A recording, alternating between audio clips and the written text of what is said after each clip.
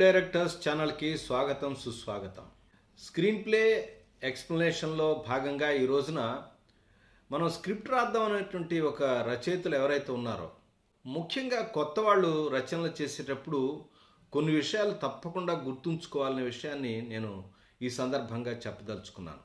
అలా మనం గుర్తుంచుకోవాల్సినటువంటి 2-3 విషయాలు, అంటే స్క్రిప్ట్ రాసేటప్పుడు మనం చేయవలసిన విషయాలు ఏంటి అనేవి ఒక్కసారి మనం మాట్లాడుకోవడానికి ప్రయత్నిద్దాం.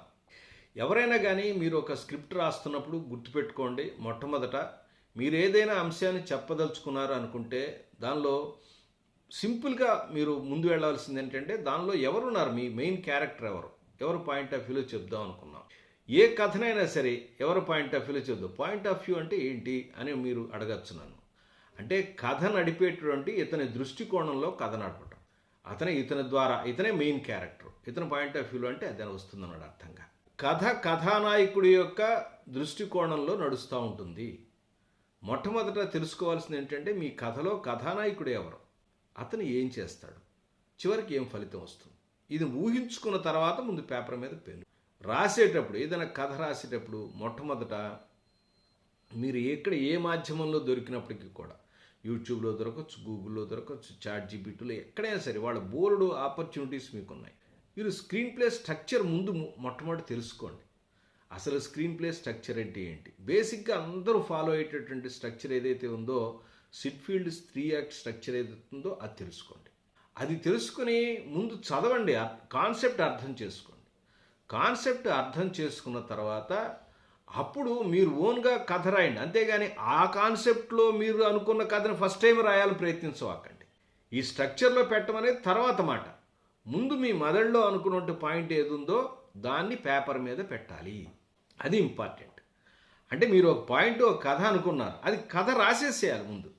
ఒక ప్రధాన పాత్ర, దాని ప్రత్యర్థి పాత్ర, మిగతా పాత్రలు ఏమున్నాయో పాత్రల నెంబర్లన్నీ వరుసగా వేసుకుని ఆ పాత్రల పేర్లు పెట్టుకొని, ఆ ప్రధాన పాత్ర అంటే హీరో ఏం చేస్తాడు, తర్వాత మొదట ఎలా ఉన్నాడు, ఏ ఊళ్ళో ఉన్నాడు, తర్వాత ఏం చేస్తాడు, చివరికి ఏం జరుగుతుంది అనుకుని మీరు ఏమనుకుంటున్నారో పేజ్ 1 నుంచి చిట్ట చివరి దాకా చక చక చక చక చక ఎన్ని పేజీలు వస్తే అన్ని పేజీలు.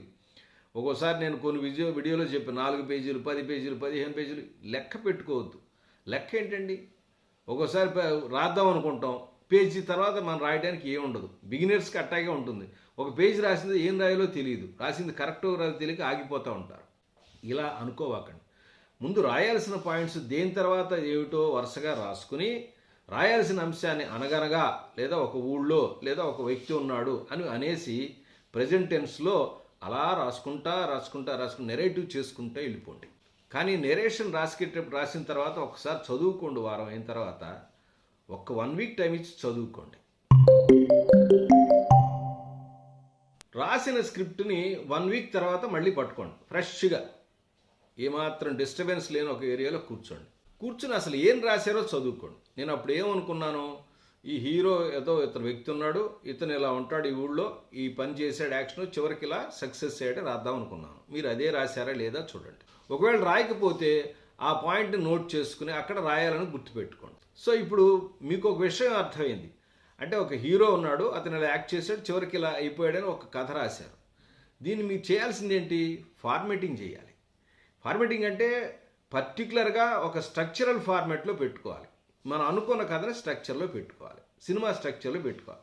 అప్పుడు మీకు సినిమా స్ట్రక్చర్ అవసరం అవుతుంది. అంతేగాని కథ రాయంగానే అసలు రాయటమే సీన్ల నుంచి మొట్టమొదటి నుంచి స్ట్రక్చర్లో పెట్టాలి. యాక్ట్ 1 అంటే ఇట్లా ఉంటుంది, తర్వాత ఒక 15 సీన్లు రాసుకోవాలి, 20 సీన్లు రాసుకోవాలి, 30 నిమిషాల సినిమా. ఇవన్నీ విని కాన్సెప్ట్ అర్థం చేసుకోవడానికి రాసుకునేటప్పుడు తూకాలు వేసుకుని రాయటం అనేది మంచి పద్ధతి కాదు. రాసిన తర్వాత దాని లెంగ్త్ని కట్ చేసుకోవాలి తప్పితే రాసేటప్పుడే ఇంతే ఉండాలి, ఇంత రాయకూడదు, ఇన్ని పేజీల వరకే రాయాలి, ఈ డైలాగ్ అవసరం, ఇవన్నీ కూడా రిస్ట్రిక్షన్స్ రాసేటప్పుడు పెట్టుకోకూడదు.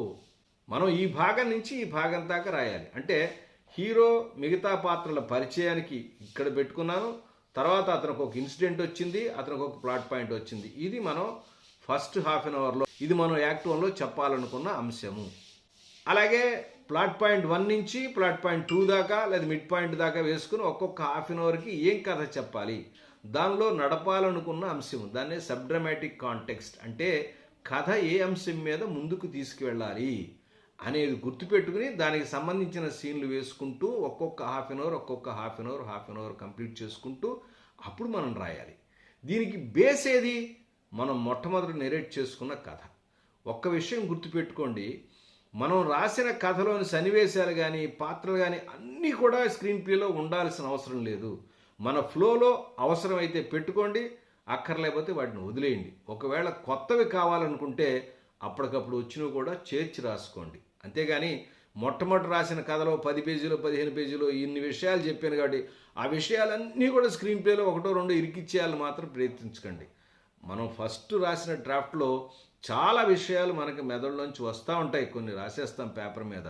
అది మన కథకి సంబంధించిన అంశాలు కాదు.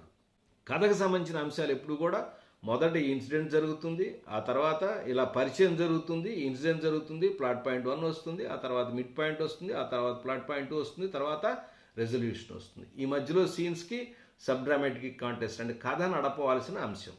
ఈ అంశాల గురించి మీరు ఒక్కసారి మళ్ళీ మన వీడియోలు ఏవైతే ఉన్నాయో, మన ఛానల్లో వీడియోలు ఉన్నాయో చూసినట్టయితే అవగాహన కలుగుతుంది.